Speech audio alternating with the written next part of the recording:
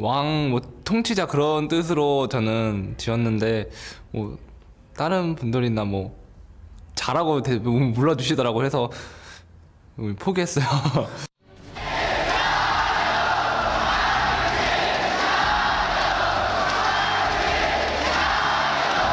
Welcome back, everyone. You're getting a look at some RNG fans in Chengdu that are getting ready for their final contest of the first week as Royal Never Give Up takes on the Koreans of Samsung Galaxy. A second ago, of course, you heard from Samsung's AD carry ruler, wanting to be the king, and battling up against one of the kings of the AD carries himself, Uzi. Definitely so. Uzi with fantastic numbers already. He's chasing Def, though, when it comes to the damage percent, but that's also because his top lane does a little bit more on the side of RNG. Yeah, it certainly is. And I mean, Uzi had a completely commanding victory over the Splash lineup. I say Uzi himself because he was pretty much popping off all over Summoner's Rift. And I think that right now, when you have a look at AD carries who are performing not only in the laning phase, but the damage output in the late game, Uzi has to be rising to the top of people's favorites. Yeah, and because he's playing so well with Mata down the bottom lane, it has made RNG honestly favorites going into this game. A lot of people were debating before Worlds started who was the best RNG. Samsung. We didn't know which RNG would show up. We actually didn't know which Samsung would show up either. And one of the players we thought would play is actually now being subbed in. Yep, their support core JJ stepping in for Wraith. And it's funny, if you kind of look at the history of Samsung, when core JJ started playing for them, they started changing their style a little bit and they started winning matches that they weren't before. Yeah, exactly. They honestly focused way more on the laning phase and the early game when they played with Core JJ. Gorilla had an interview as well where he talked about how Core JJ is actually very strong laning support. And if you've heard the name before, you have never seen him on Samsung, he is in fact the guy who used to play AD carry in North America, who then obviously went back to Korea on Dignitas. He went back to Korea, changed to support here towards the end and played in the regional qualifier. And as we just said before here, much faster pace, much more lane focused. But it wasn't just him changing, it was actually the entire team. So I wonder if it is swapping in Core JJ changes the pick and ban phase as well, or if it just makes the bot lane more focused on laning phase. That's what I really want to know, because right now there has to be question marks around Kuve, who had such a good gauntlet run and was, solo killing Sunday, was so good in these team fights, initiating up on Kennen, and right now is playing a very reactionary role for Samsung, and I think that sets the tempo for the whole game, team. So I want to see him get back on a proactive carry, see whether he can start up these team fights. Yeah, because it really is a big problem for Samsung when they play late game. Back in the regular season in the LCK, they were known as a very late game focused team among some teams like CJ and Jynairs and these guys who would play very long games. They would fall behind, they would wave clear for ages and then win a big late game team fight, led by Crown in the mid lane on something like a Victor. But that style only worked against teams weaker than them. Whenever they played the top teams in LCK, they would actually lose, except for one BO3 against the Rocks Tigers, where the Tigers played absolutely disgustingly poorly. So outside of that, it actually never worked against the top teams. And yet here at Worlds, they've been playing that slow style, reactive style, and that's why they've been losing, to a team like TSM yesterday, who were much faster out of the gate. And if there is a team you do not want to fall behind, it is going to be RNG, because you can see that right now they're down like 1,600 gold at 10. RNG at the same time, I mean, they're absolutely crushing people in the early game, and they're doing it with very strong laners and good early skirmishes, which we love to see out of the LPL lineup. So Samsung, they better have brought a different style of game, I feel, into this one, because otherwise, the early game can get out of control very quickly. Absolutely agree. We've talked about Royal Never Give Up at the team as if their players play to their best, they're maybe the best team in the world. We'll see these players on your screen right now. Let's run down the starting lineups for these two squads. On the blue side is going to be China's Royal Never Give Up. Looper in the top lane, MLXG in the jungle, Xiaohu in mid, AD carry, Uzi, one of the very best in the world. Mata at support at one time, also a complete champion. We'll see how well they can do with Coach Fly behind them. And on the red side of Summoner's Rift, it is going to be Samsung Galaxy. Of course, their top laner is Kuve, their jungler is Ambition, who finally made it to Worlds. Mid is Crown, AD carry Ruler, support Core JJ, and Coach Edgar. We will be getting into the game in a little bit. Core JJ gonna need a little bit more as he prepares for his first game here at Worlds, so has to make sure his settings are all proper, hearing that his mouse is not working the way he intends it to, so hopefully very soon we'll get this one. Yeah, what a game he gets to start with. Here's Uzi and Mata, who's been playing really, really well so far. Enjoy that bot lane. It really shows a lot of confidence, though, in Core JJ and his laning with Ruler down in that bottom lane, because clearly Samsung felt like they needed to do something to try and get an advantage down there. We will most likely see a range support coming. He's a very good mage support player, and he focuses a lot again on that early game. And I think that, you know, going up against Mata is going to be a good challenge for Core JJ because Mata's already played one melee and one range support and did the exact same thing in both games, was able to get early kills, then rotate around the map and have great impact as the game progressed. So, you know, big challenge here. But RNG is playing around their bottom lane, so it should be a predictable style. It should be something that Samsung can identify, because right now I think like Xiaohu is under 50% kill participation, Lupa's just as low. There are 3 members on this team that are just playing around all the action. Yeah, it's always such a funny stat, kill participation, because you want to be like, Lupa, you're not doing anything, you know, low kill participation. But it's because his bot lane is getting solo kills, you know, early on, so we can't really fault him too much, but it does really show how impactful they've been on the bottom side, and with the jungler joining makes it even harder. But that's the good freedom for RNG.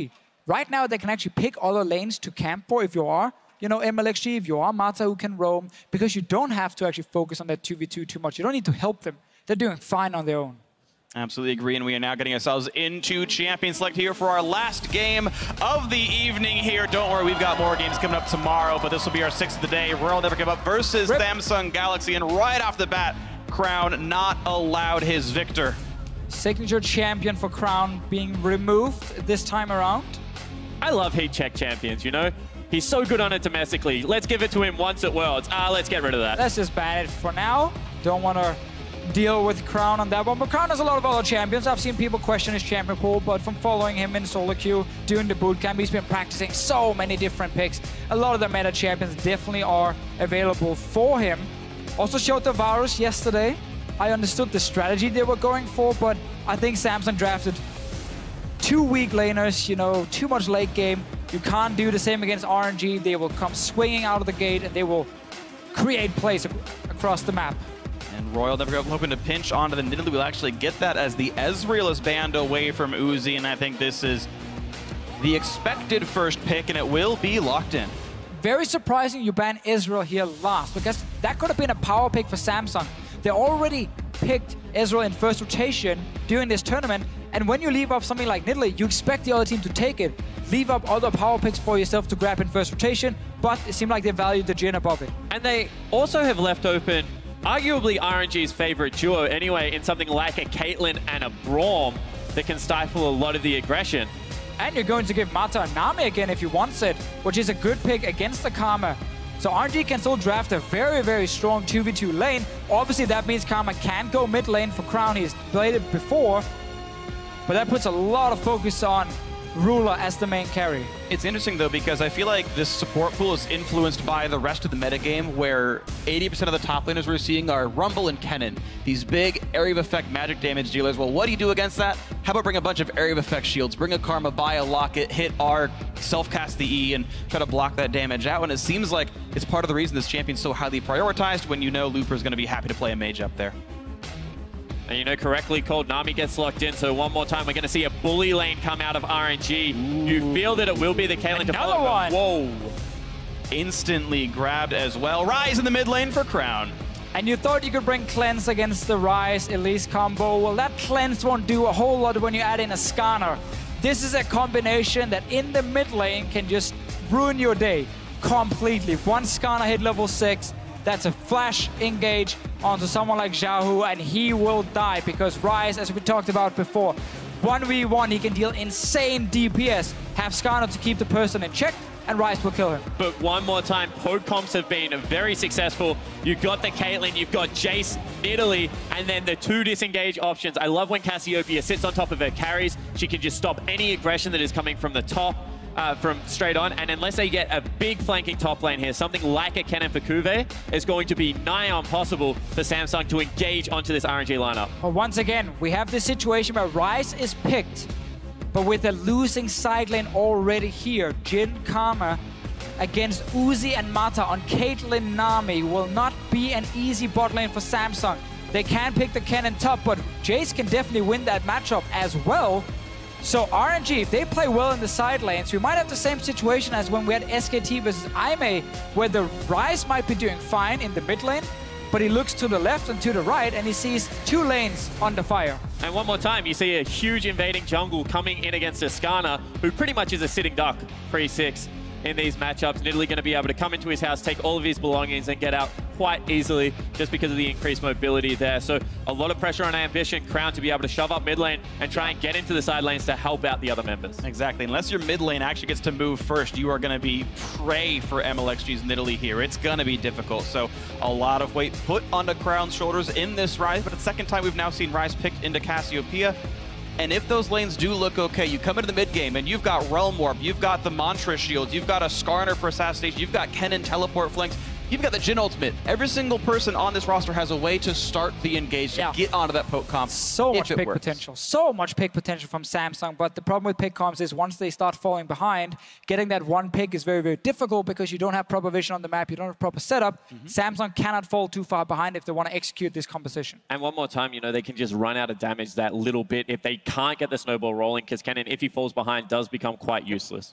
Well, we'll see how it's going to go. No tanks on the Royal Never Give Up lineup, but it's still going to be a very tight game. So now weigh in with which squad is going to do it. Tweet to @LOL Esports. Use the hashtag RNGWin or hashtag SSGWin. Right now, Royal are in control of the group. They're 2-0. They could end the first week with a perfect record. Samsung sitting at 1-1, hoping to reach up to where TSM and Royal are sitting right now with 2 wins. See if they can do it as we're into game 6. Gotta start here by talking a little bit more about the comps. You said they could maybe run out of damage. Have to challenge that at least a little bit, because I think with 3 carries on the side of Samsung and 0 tanks, as Freak just highlighted, on the side of RNG, late game team fights can become very hard for RNG to navigate with the amount of CC and damage on Samsung's side. Yeah, completely agree now that I've seen that Mata didn't swap over to Exhaust, because that's normally the response to Kennen. It's all about the lane. RNG is focusing so hard on this early game. Boop. Damage, plus 11. Better trade for Mata. Cortita going for the auto attack. It means almost nothing, but it actually made him go down 8 gold. Mata got more hits off. You should do the sound for League of Legends a little bit more. I like the boop. I don't know if that's really the sound it makes. I just like going boop. See, that one missed. There's no sound available for that one. Smart. Yeah. I am. Thank you. Glad you noticed. MLXG smart. He's sitting on the platform. Yeah. Look at the pose. I know, right? So the keystones. Nothing really standing out. I like Storm Raiders on Ryze a lot, because Ryze really is all about mobility, especially in the late game. Your main damage ability is your overload. It is a skill shot, which means if someone is in front of you, you don't want to hit. Well, sadly, you don't really have a choice unless you can move around him. So by having Ghost, having Storm Raiders, you get so much mobility. You can even get more yourself if you use Spell Flux and your Rune Prison into then an overload. So you actually get the 2 stacks first before you overload. You can once again get even more movement speed and a shield. Some damage from Core JJ onto Mata and Uzi. They didn't get to do a camp, so they're coming down late here. They moved in to make sure that Samsung didn't do a camp. Didn't actually get to place any wards in the jungle. So now they are putting themselves slightly behind with the early push. See how much more else can come through here. Right now seeing perfect CS from Kuve. Looper missing 2, but not the end of the world. Mata taking a bit of poke, but of course this is a healing lane from Royal Never Give Up. It would be very difficult. Uzi even has Warlord's Bloodlust to make sure that he's almost impervious to being chunked out. The rush for level 2, though, is always super important in these double range lanes, because now you can see our Samsung's bot lane here. They can move forward, they can play more aggressive. When you're trading 1 level up, 1 extra ability is worth so much. This melee will go down, and level 2 for RNG will be in the house. And now you can even it out, but you took a bit of damage. No potion was used just yet. Yeah, you have to say stickier damage on the side of RNG, however, because, you know, no Nami in that lane is only going to be a Karma. And I want to see at the pace of which these 2 junglers are able to play around, as Xiao, who actually takes a lot of punishment from Crown. Crown would make some nice plays here on this one and, you know, dodging away. The really big thing is that Cassiopeia must land poison to get any decent damage out of her Twin Fang, and those are skill shots that can be dodged. Crown presses EWQ, gets a shield for it, undodgeable damage, and look at the trade. Of course, Crown's about out of mana now, but it is pretty easy to fight as Ryze. Yeah, it's 2 mages. When they do trade aggressively, they run out of mana very quickly, and they want to go back and get a tier and just keep doing what they're doing right now. This constant 1v1 trading. Limited AoE damage on both of these, especially when we look at later team fights. It's picking 1 target and finish that 1 target. I love watching MLXG at this stage of the game, because, you know, he didn't fight for bottom lane control. Instead, he times the Krugs, gets a perfect invade, takes over Scuttle Crab, and maybe, just maybe, I don't want to say it, he'll throw Looper a bone up in the top No, lane. no. You can see his character, as soon as he gets close to top lane, will just turn around and move him further down the map. What a bad time to gank. I mean, Yeah, I mean, you could only, you know, throw in a spear over the wall, probably force the flash, but ganking top lane, if you are RNG, rarely happens. MLXG really wanted to fight Ambition, and with Rise out of mana, can't help at all. MLXG getting control over this large raptor. And this is one of the tough things if you are a Skarner, trying to duel early on. You want to duel on your crystal here, but that's now been stolen away. Ambition. And MLXG has smite advantage. Trying. It's low enough, it's his. Yeah, he has the smite now. Ambition does not. So he might have to surrender this one. Nicely done by MLXG. Gets away a lot of golden XP. Ambition, though, is he's one of the guys who played Skarner before it was cool, before everyone else started doing it now here at Worlds. Already in the playoffs, he pulled it out and actually managed to get a win with it. Sure. Then you can play with a The Gauntlet, just to correct. Sure. I mean, with an organization made of Cloud Templar, why would you not? I mean, really, just whoop. Bit of root there, all going to be okay. and you see the trade is relatively equal, but already Uzi has got himself a 10 CS advantage down in that bottom lane after losing out on the push early. Now you can see Mata, Uzi pushing up nice and aggressively. That's 2 CS I've seen him miss on my screen, however. Yeah, but he's up 41-28. But this now translates further than just the lane. We see more trading in mid lane, but what should happen is RNG should seize control of the enemy blue buff, because they have a pushing bot lane, so Mata can always move up first. And fighting over blue buffs is so important for these mid laners who are using so much mana when it comes to trading. Ooh, MLXG spotted, gets the shield, runs away, and Crown, yep. And again, he's choosing to go EWQ for the shield. Now Bang, Uzi bang. flashing away. The chase, the exhaust, the stun's gonna land, and can they get him? Yes! First blood comes through for Ambition. Samsung in the lead. Great target prioritization out of Samsung, although now they have to disengage. 2 members coming down. Here it comes. MLXG, no CC to speak of. Does get the javelin. Core JJ. The flash, the heal bait, the outplay. 2 kills for Samsung's jungler. Oh, such a good start now for Samsung. It looked pretty bad at first. They were getting pushed in. They were losing the bottom lane. They were waiting for blue buff to spawn. But then a good gank from Ambition, and RNG, they tried to get something, tried to get some revenge. Backfired. And now giving away a second kill. And you have to say, you know, great target prioritization going on to Uzi here, because they know they can turn around afterwards and burn the summoner spells of Mata regardless, who was already out of mana. And this is just really greedy out of RNG. They wanted to get something back. They don't like losing the early game. The summoner spell still available means that RNG overreaches. Actually wasn't in range for the pounce, so he W'd without the extra range, then had to flash for an EQ. Didn't get the W damage. And Ruler still had heal ready. Yep. Used it just in time, baiting MLXG. 2 early kills for Samsung, exactly what they need. RNG obviously have had a game where they snowballed early and had a game where they actually fell behind, but they managed to bounce back from some fantastic team fights. They were started by Mata and Alistar, though. You can't do the same on Nami, so the same playmaking potential isn't there for RNG later in the game, because Mata really was the MVP of that one game where he managed to consistently find double lift and win team fights for his team. And there's nothing like 2 extra kills onto a jungle Skarner to even out the tempo of a bad jungle matchup. Oh, he's level 6 now. With the Chilling Smite, this seems useful. Yeah, I guess either you go top and you take down the Jace, or maybe you take the one in mid lane. Only problem for Ambition is the lack of flash right now, but if someone is overextending, you can rush in there and actually pick them off. It is so easy for Skarner once he has that ulti. Oh, blue buff to Xiaohu. Ambition right now 700 gold over anyone else in the game last time I checked, which was 5 seconds ago, so that's probably still true. A very rich Skarner. We'll see how much more pressure he can have, again, with that Impale available. Yeah, this is where certain things snowball even further, because now this blue buff is alive from Samsung. They can start it.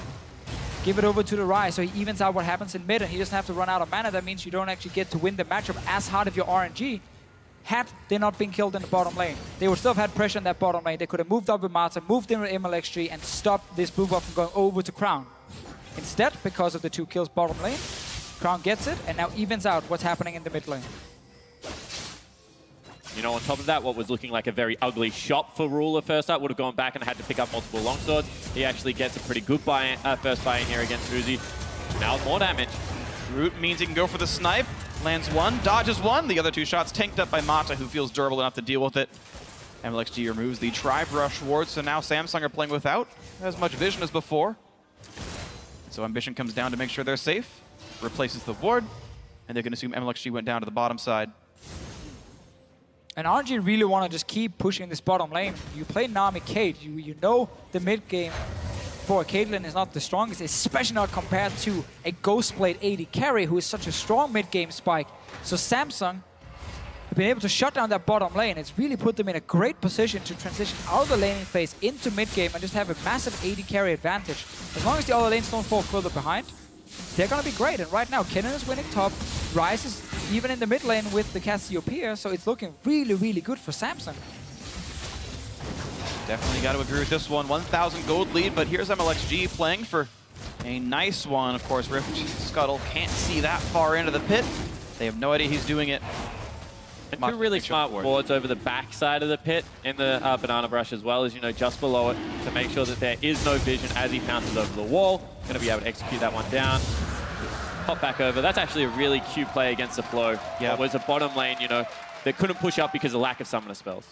Really nicely done. MLXG infusing some extra stats into his team here, and with a very high damage team, that extra AD, extra AP going to mean a lot. And I think in this game we're going to see Crown go for the more optimal early game build where he goes tier into Morello Nomicon instead of the Rod of Ages. Wants some more instant power coming in. Doesn't need to wait for the scaling. Gets again the same amount of mana, so you can actually play very, very aggressive. Will be a little bit squishier. Oh, this is dangerous. Actually waiting on the wings. Nice pickup on the Wolves. Gets the whole camp, and Ambition forced out. Yeah, we have to remember as well, mid lane was pushed in by Crown, so he could actually move very, very quickly. Can even use his ulti over some of the walls to react. So RNG actually couldn't really collapse on Ambition. He knows when to move in, when to back away. And it's small things as a jungler, like the way you get an advantage often over the other junglers, but stealing away some of the camp. It's rare you get in there and you actually kill him in his own jungle. Do you want to talk about the item build of Ambition here, by the way? Talked with Crumbs a day or two ago about Skarner builds, and he said, yeah, Warrior Skarner makes sense if you've got a kill, so you can snowball it. He kind of gave me the impression that you'd normally go for Cinderhulk to be a bit tankier as the big frontliner. But it's a 2-kill Skarner, so yeah, Warrior gets some damage, try to knock some people down. There's been a lot of different builds, honestly. Ambition before has also gone like Trinity Force, but I don't like that. That's way too risky to go for as a Skarner. I think going Warrior into tank is the best. You get enough damage for early skirmishes and early ganks.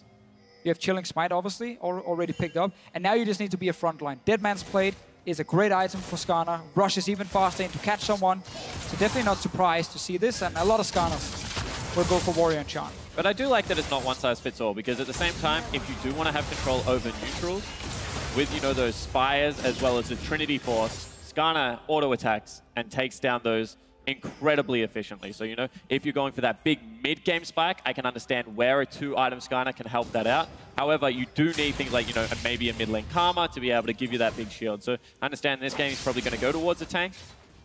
Spoke a little bit too soon about the Crown build as well. He decided to go for the Rod of Ages. Fair enough, don't blame him. Again, the HP is definitely very good. Every time. It's one of the things, you know, between playing solo queue maybe and playing competitive. Sure. Getting that extra survivability counts so much. You have enough damage already. You have your team to back you up. And when you have the coordination, you know, when you 2-second snare someone, your team follows up and kills them with you. So getting extra survivability definitely still has a lot of value. And I don't think there's a right or wrong, 100%. Agree with you on that one, but Ambition able to get his own red buff, and we've been seeing glimpses of the bottom lane here where Ruler and Core JJ have been able to pretty much consistently shove Uzi and Mata into the turret and actually get some pretty sticky damage onto that bottom lane. Now, Uzi's so mechanically good, he's still getting all the last hits, and props to him for all the gold he's accruing. I mean, a great clip here on this Caitlyn, despite even having a death. And now gets a you know, nice recall, has money for more than a Zeal, but either way, it's Samsung able to really withstand one of the best bottom lanes in this tournament of Uzi and Mata. And one more time, you just have to credit the fact that Ambition was able to get in there pre-level 6 with a clutch gank to bring that lane back, because it was very much snowballing out of control at that stage. So, you know, credit to Ruler and Core JJ, but also Ambition being able to play around that side of the map. It's very interesting now that we had a few games. You know, all the games we've casted actually so far have had fairly slow pace early into early mid games. One of the reasons, obviously, some of the junglers being picked, you know, there's a farming jungler or like a pressure jungler on the side of Nidalee, and there's the Skarner who wants to farm up to level 6 before anything happens. Really want to gank with flash up as well to be super effective with the ganks. It's made the games, you know, slow down a little bit because so much of this meta is built around the jungler. Where the jungler goes, you follow, and if it's invades, if it's ganks, you know, the jungler really impacts so much. And because Elise has not been here, you know, we haven't seen Lee Sin in the last few games either. It has slowed down the games a little bit. slowed down the games, you know, and the teams have kind of waited for 1 or 2 items before we get these big fights. And obviously for RNG, they would love to play faster, but they can't because that bot lane gank happened and it evened out the 2v2. Yeah, really, all these lanes are in holding patterns as far as Royal Never Give Up is concerned. Good farm or not, you've got plus 11 for the top laner. Kuve having himself a good matchup, but I don't believe you've had really any intervention on this top lane at all. It's just the heads-up matchup. They saved the Kennen pick for later, locked it in, up into the Jace. Oh, Ruler, this is risky. Small advantage. Now the tidal wave going to come in. Ruler gonna get knocked into the air. Flashes the bubble afterwards. Even jukes away, but now Cassiopeia has joined the fray. That's going to be enough damage. Looper steals it away. Teleported in to land the shock blast. And now they look for the bot lane turret. Yeah, now they have to crack the bot lane because, you know, that's a big investment. Flash, double summoner spells burnt on Xiaohu, teleport out of Ruler. So if they don't really make this one count, definitely is counterplay still out of Samsung. And such a big mistake from Ruler here, just walking up the river. He had no one around him, really. Cordiday was very far back and couldn't save him.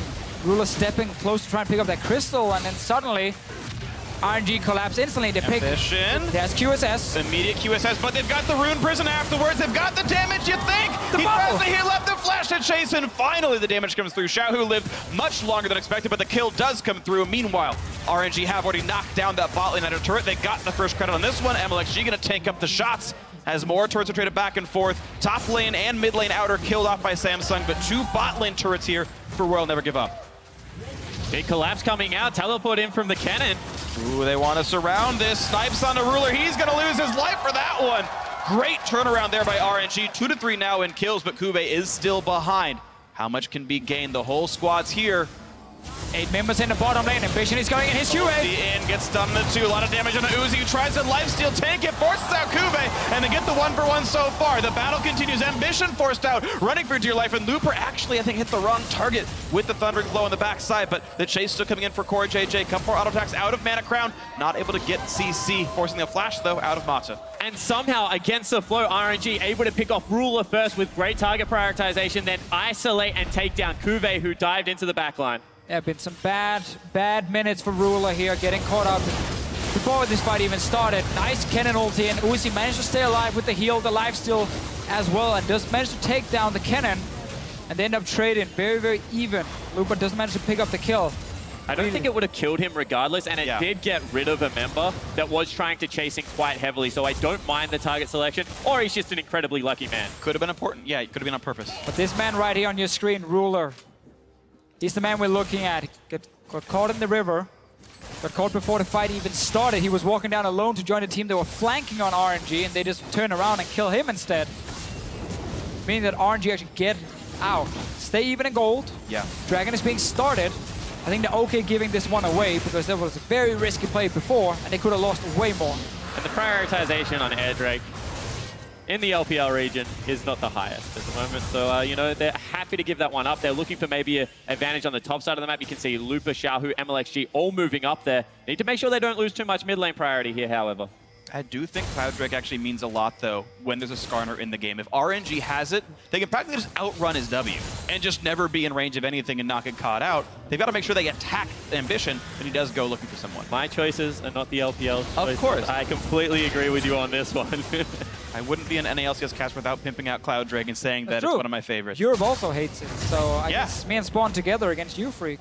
And the entire audience and everyone in North America, basically. Fair to say, not the right place to pick that No, fight. I think we're gonna lose it. If only Jat were here, he would believe in me.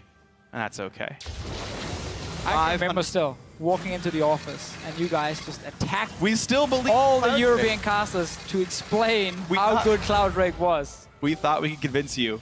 You were more pig-headed than I believed, so. And you brought so many friends as well. Like, you were like 4 guys just surrounding us. I mean, Zyrene's on your side. He actually thinks it's bad too, but. It's not bad. Okay. It is definitely not bad. It is actually a fine Drake. Fine piece of Drake. Okay. Well, we have a 300 gold lead right now. Actually, make that 1,300 gold lead as Crown managed to solo push down the bot lane and knock down a Big turret. movement to top lane. Yeah, careful for Kuve. Slowed down, dodging what he can, but he's still going to run out of health pretty rapidly. Gets a bit of a stun, doesn't even matter. That's going to be a top lane turret going down quickly. And that was happening, like, you know, whilst an entertaining conversation was Cloud Drake, it was happening. Samsung fighting very heavily around bottom side of the map, trying to get control, as you can see from all the wards they've placed in RNG's jungle. RNG doing the exact same on the top side of the map. The difference is that RNG don't go down to defend. Kuve unfortunately burns ultimate and dies. Yeah, classic mistake. A lot of top laners have done it before. Your team is getting the bot lane tower, and you're like, I could stay for one more wave. Mata. No, you can't. Mata.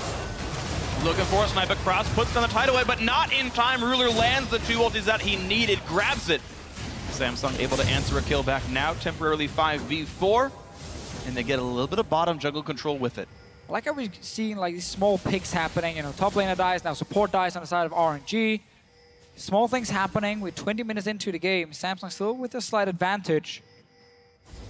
And honestly looking pretty good. We're in this mid game now where the Jhin with the Ghost Blade is really, really strong. You can start looking for these picks. And remember this pick composition of Skarner ulti, 2-second Rune Prison from the Rise, Snare as well from a Jhin. Like, you have so many ways of locking down just one guy from RNG.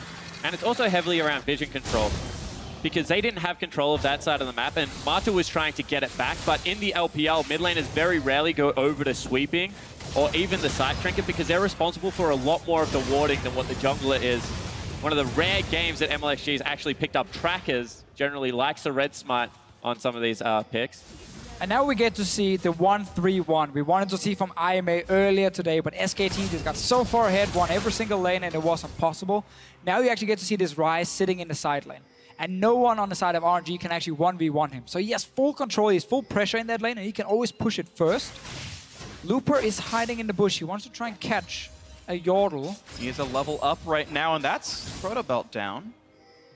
Nothing to be gained. Was hoping he'd push farther. Here comes the attempt. Are you a window shopper? Is it a bait? Wow, immediately says, hey, that's throw. And now hoping to pull in his teammate, because here comes Rise, but didn't want to flash to get the stun in. And now he's got to get away because Xiao, who's on the way, and thanks to Ghost and Cloud Drake, gets out before any CC hits him. Yeah, Grom wanted to get away from that real quick. Like, that never happened. Just goes out of there. Jake. No one saw that. That was a little bit of an oopsie from Just a Samsung. prank. Just a As prank. soon as Kuve misses that, like, you almost even step out the ult. You're just like, you're on your own, buddy. Obviously, it has to complete it, otherwise they just turn around and kill poor Kuve. But this game has come very much into jockeying for position on the map. You can see both teams looking for the picks and trying to rotate it around. Interesting that the Siege comp really hasn't had a chance to set up yet. Maybe because the side waves haven't been set up enough, and Rise has continued to be able to get down there, and they have to respond. Yeah, we also have to remember, Jay's top lane in Siege comps is kind of odd to play him because you want to have him in side lane because he's your teleport user, but you want to put him with your team to start sieging on these turrets. Problem is, because Samsung are able to set up side lane, you can see the cannon.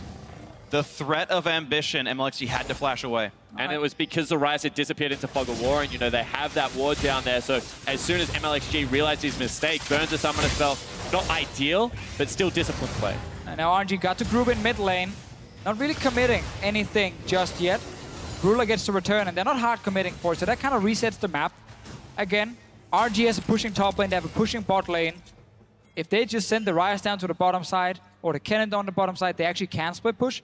But these lanes are now gone all the way to tier 2 towers. You don't want to overextend without mid control. So now everyone just kind of resets. Nothing happens from the push. Samsung wants to split up in 3 lanes. RNG definitely does not want to split up in 3 lanes. They want to be together. They want to poke. And they can't do that if Samsung can always push inside lanes. That's what they've been doing so far, and it's made it difficult for Royal Never Give Up to get back into this game. Samsung's held a small lead for almost this entire time at this point, looking for another play, sitting on a pink ward, and Infernal Drake up in 25 seconds. Surprisingly, no Rylai's out of the Nidalee. Roller became much more popular when the price was readjusted for junglers. It is easier to pick up now. But at the same time, I feel like for this siege to be successful, you can just throw spears at the creep waves as it's coming in, and Runic Echo is really good at bouncing that AoE slow. Then you Jace chunks people out. I do like to see that combo with Nidalee Jace. However, this time around, a little bit more scaling coming out. Whoa.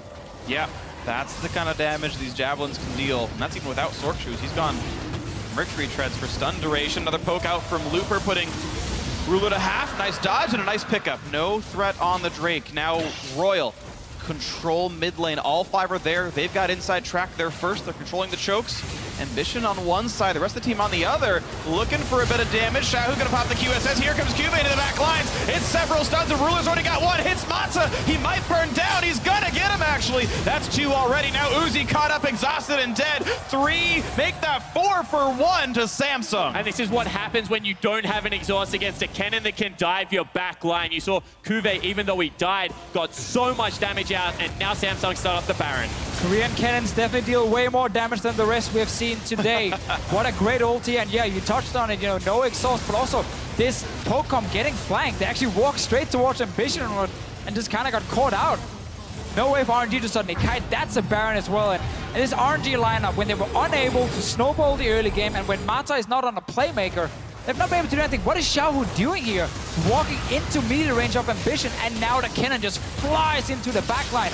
This is a poke composition engaging in a full-on team fight and never really getting to do anything beforehand other than one big hit from the Jays. Not enough. Xiaohu even QSS'd early. He just got stunned up or had Ambition in melee range of him and was like, ah, QSS, and then just got impaled right afterwards. And Mata, yeah, no exhaust, no Aegis done either. They just didn't have the defenses for Kennen in the back line, and sometimes that's why the Korean Kennons do more damage. Sometimes, I guess Mata is happy just reducing some of the healing from the refillable potion on the cannon. That's about it for him with that summoner spell. No one else really cares about it.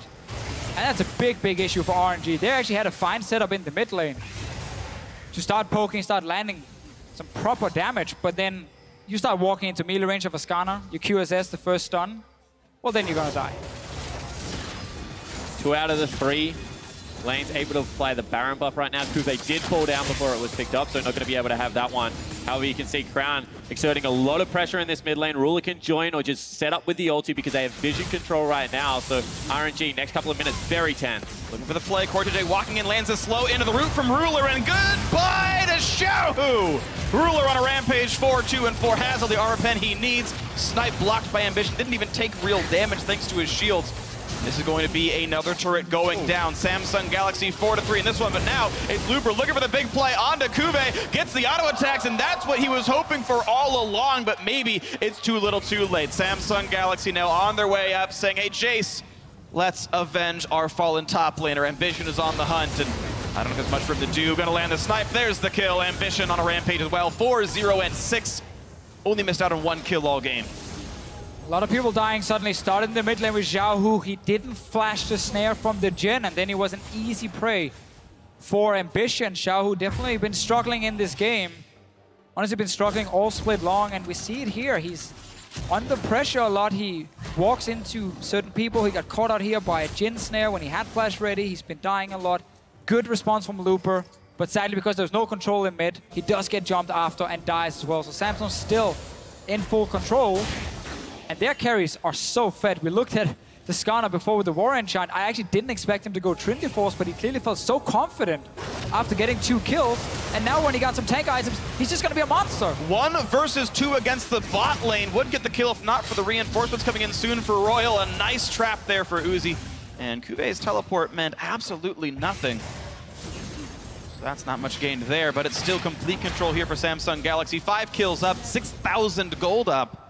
Looking to knock down the group favorites in RNG. I mean, when you're second highest level in the game, you're pretty tanky anyway. Build whatever you want. Yeah, and he's farming up an absolute storm. You can see they have control over the spires. He's just flying around Summoner's Rift right now, and this is a very good game out of Ambition, honestly. 4-0 and 6, 10 out of 11. Guys putting on a clinic.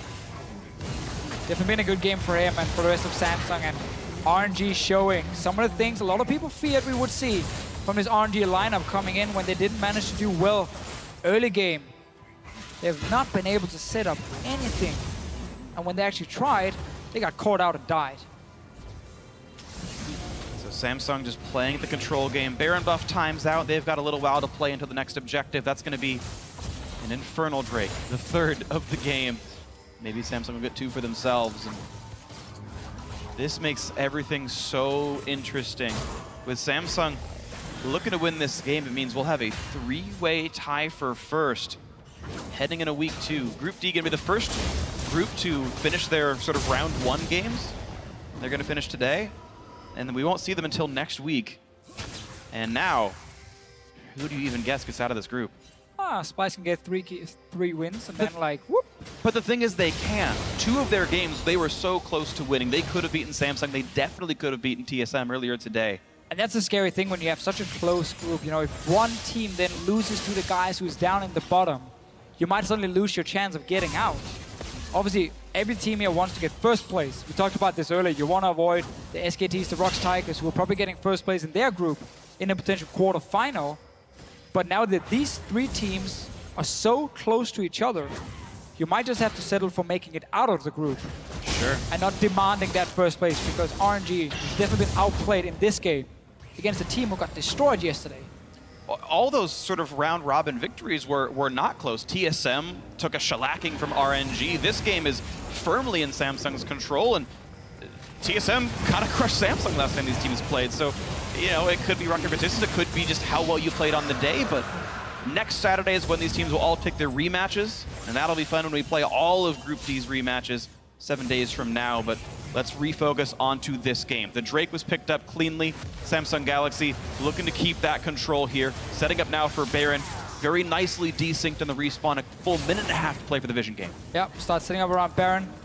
We're looking at MLXG and Looper as two easy targets for this Skarner here. Hourglass won't help you if it jumps you and actually impales you straight away. You will die so quickly if you're MLXG. No QSS, of course, for Looper. So two targets for Ambition. You can just flash forward and grab one of them. And that makes it very, very scary if you're RNG, because you have to move these poke champions in towards a potential Baron. You have zero vision in the area. You don't really know where they're coming from. An instant flash forward and the jungler has you and you will die. So it's so difficult to play a poke comp when you have to contest these areas with zero vision in them. And one more time, you just have to love the fact that when Kuve gets a very proactive top laner, how willing Samsung is actually to start up these fights. It's completely against the flow of what we saw in the first two games. Really just, I don't know, Core JJ, they're allowed to pick Cannon when he's on the Summoner's Rift. I have no idea what it is, but looking very good in this game. And they did it on a blueprint that was based off the LPL as well. I mean, get down bottom lane early as they're pushing in, sub level 6, start the party up there. Uzi doesn't like it when people pick on his bottom lane. They basically took a page out of EDG's book from the LPL final, where it's like, yeah, let's go bot lane again and again and again, 500 times, just keep going bot lane. Uzi Mata will push, gank them, put them behind. Ambition, looking for somebody to target. The snipe coming across, he's found MLXG, Nidalee gonna lose a lot of health, gets the zone up in time, and a shutdown. Uzi gets the pickup, but it's a trade of junglers. Here comes QV into the back line, a lot of low health bars, but Mata slinks out just barely alive. It's only been 1-for-1, but Crown gets the overload across, picks up that kill. So far, +1 to Samsung Galaxy, but missing their jungler means Baron is a risk, so instead they siege mid. And one more time, Kuve just slices through the entirety of the RNG lineup. Ooh, now they go for the threaten to make them run away from the turret, and that's enough to get the damage across.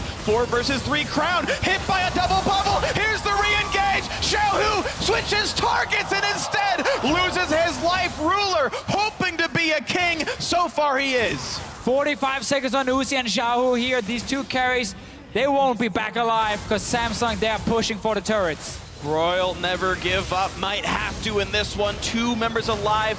Moderate respawn timers. Turret number 1 is dead. Looper back in 8 seconds. Kuve dangerously low. He has teleport. He could heal up, but instead MLXG is caught out. It's Mata and Looper to hold on in this game as the Nexus is losing its life. The snipe gets one, but their health bars won't hold on long enough. The Nexus goes down. Samsung ties the group in first place.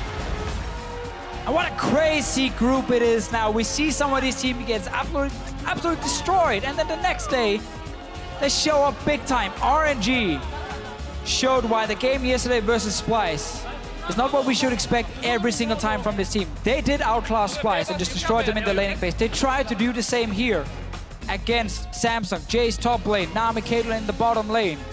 But once the gank happened, bottom lane from Ambition, and he killed 2 members, nothing really RNG would do or could do on the map, because Mata wasn't on any sort of playmaker. Yeah, and the unwillingness to go top lane, even when Looper time and time again had Kuve in kill positions, means that even though, you know, 158 is not a pretty scoreline out of Kuve, he was able to farm up, he was able to get into the mid-game team fights, and he was able to absolutely take over. And when he was in there laying down the CC, the damage dealers just were so impressive. Yeah. And that's what we talk about so often. If one team spill a little bit of water, but if one team focuses on the bottom lane, either you're down there to counter it and match it, or you go to the other side and you make a play. But MLXG didn't go for this play on top side, and then when they got ganked bottom lane, it gave the entire advantage to Samsung.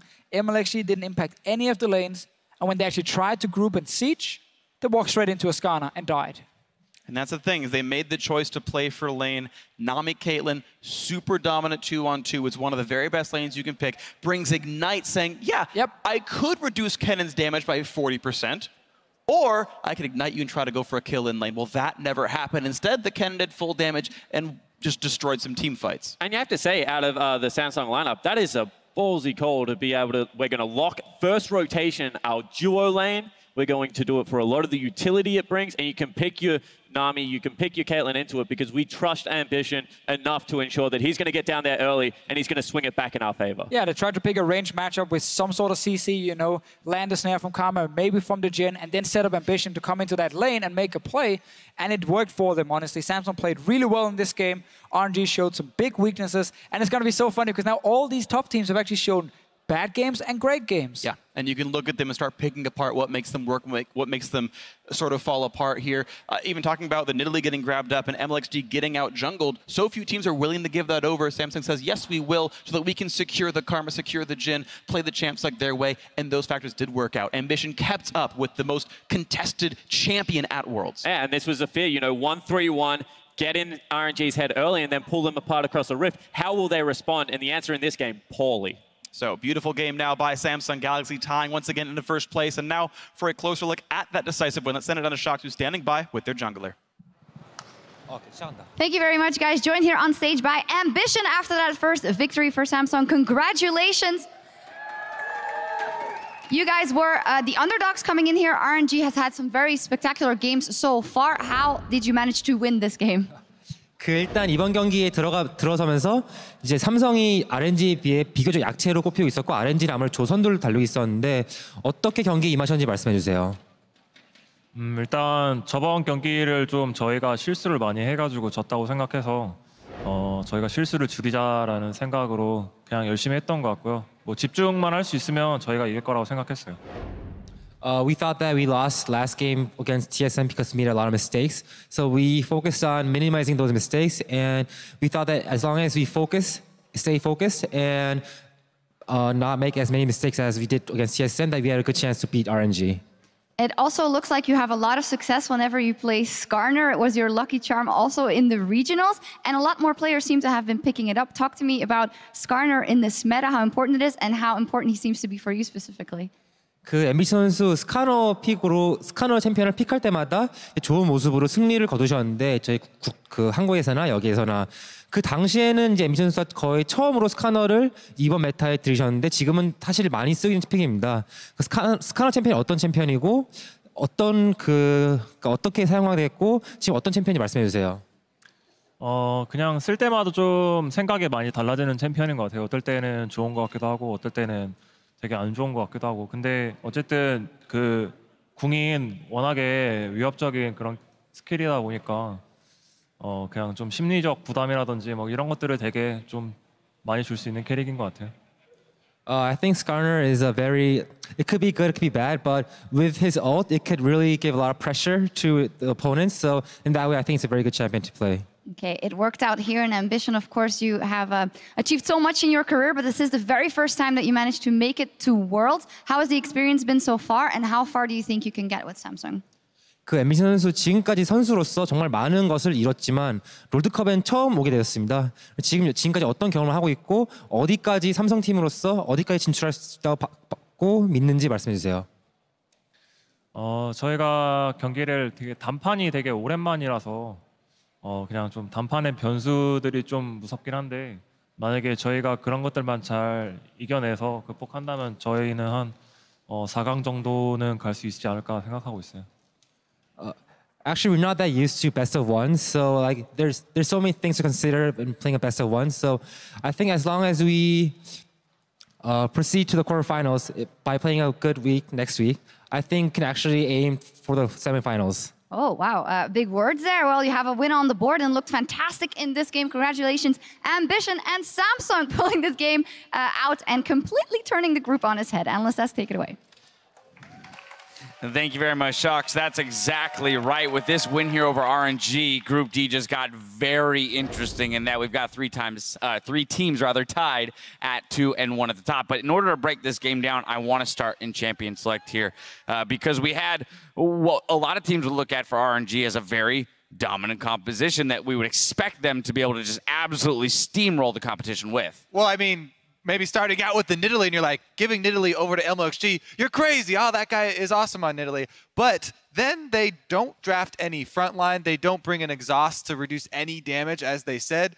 They have no hard CC that's really easy to land, except Cassiopeia ult flashing forward. So they've got a ton of damage. But they have very low defenses and no CC really to help them. Nami Bubble and Cassiopeia ult are very finicky and difficult to, have reliable engages with. Yeah, and honestly, to me, this just looks like a little bit of a disrespectful draft. You're just picking champions that you like, that you know that you can lane well, and maybe expecting to just stomp the game through the laning phase. But once you get to the stage of where you group, who stands in front to actually zone out the Skarner? You have absolutely nobody to actually do anything at that point. It almost worked one time having Nidalee with Zhonya's in the front because you can Zhonya's for a few seconds, but that's it.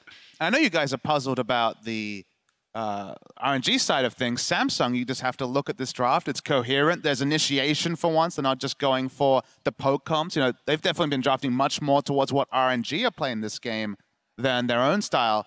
And yet they go to this regional playoffs. They have the core JJ come into the team. They play more initiation. They play it well. And then you just come here and they draft the Jhin. They draft Skarner. The Kennen as a last pick was a masterstroke because you get one pick with the Skarner and then Kennen ults, no way to get to that target deletion.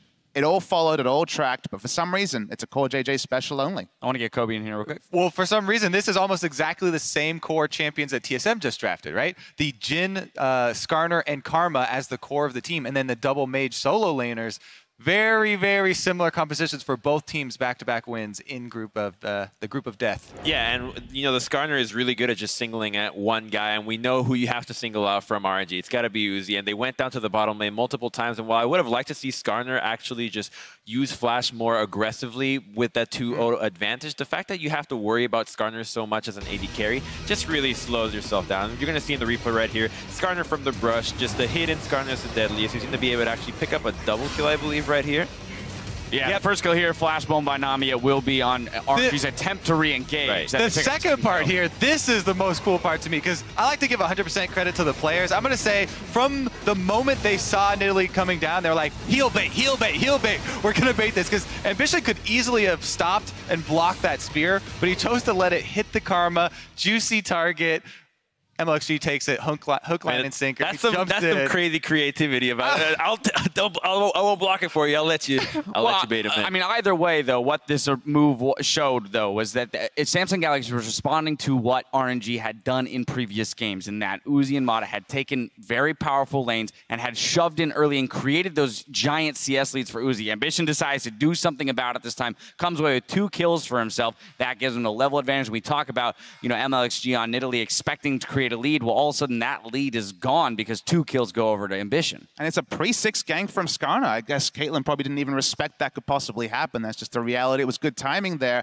And then the overextension for that second kill, that's not the RNG we saw the last 2 days. That's the kind of disrespectful play that we saw against EDG that kind of held them back in the summer season, and yet they returned to it on the 3rd time out against Samsung. All right, so now let's push ourselves forward to our next replay, which is going to come 23 minutes into the game. This is a 4-for-1 for Samsung Galaxy, plus a Baron. This is the big one. And this is right after taking that Dragon. But for some reason, Xiaohu is just dancing with Skarner right in front. And Kennen, he doesn't even need to TP to flank this fight. You're going to have Ruler being able to have a really nice ultimate setup from here, just completely untouched, and it's just clean up duty for Crown. And from this play, they're going to be able to pick up a Baron that is just going to snowball them to the victory. I think ultimately we saw that Samsung Galaxy is a team that is comfortable with that lead, with that Baron buff. They knew how to use it. I'm going to push us forward now to our game-winning fight just to close out the gameplay itself. Let's take a look.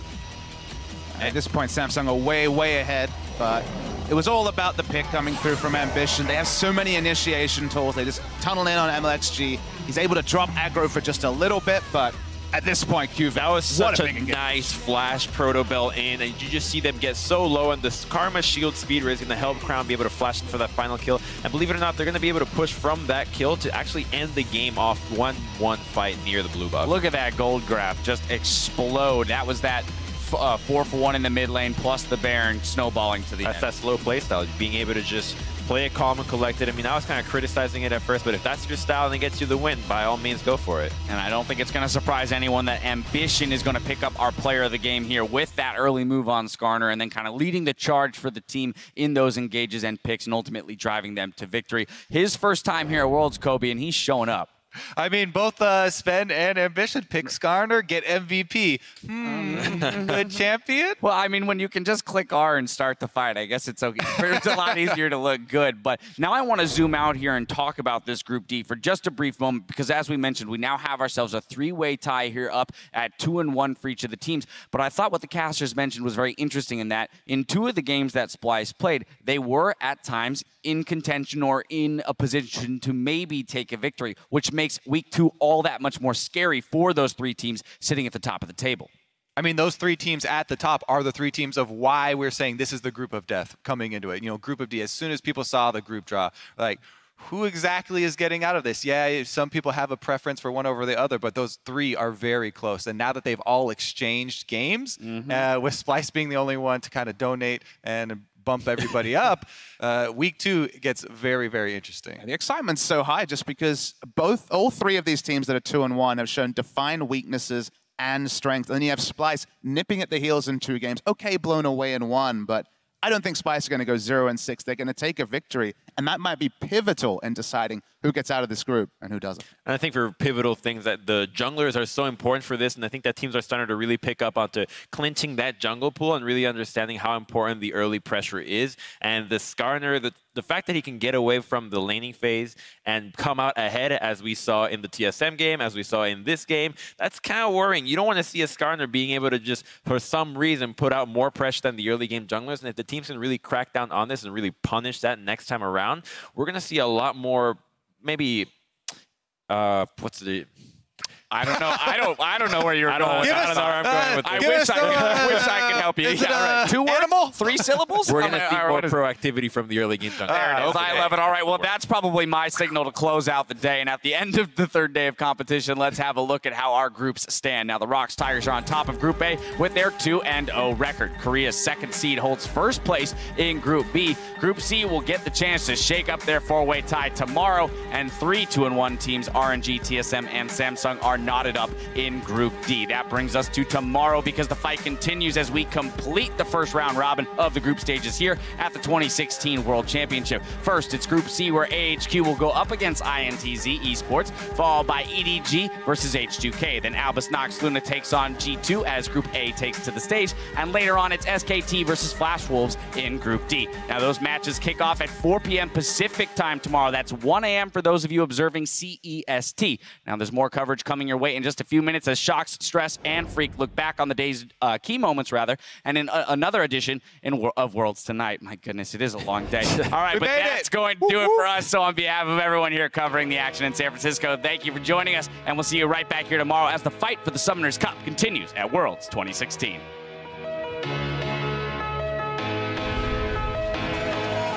Good evening, ladies and gentlemen, and welcome to Day 3 of the 2016 League of Legends World Championship. The safety. Pretty well handled there by Miracle, but it's 2 summoners down, and he is going to be very vulnerable. Oh! CLG running for their life. Smurf goes back in with something. But Kira's down. Stixers find him. Now 6A's the target. A Miracle still with a lot of HP, but he's running out of teammates. In Russia, we don't care about slow game or if something is risky or not. In Russia, we just play the game. Если мы убьем Израиль, это... Израиль, убить! Попробуй! Элиза! Because otherwise, it's not interesting, nor for us, nor for viewers. Peanut's going for the 50-50. G2 on low. A flash in from Peanut. It's secured. The Rocks Tigers get the Baron. Expect gets caught down. He's got a PA, remember, but he needs Mega.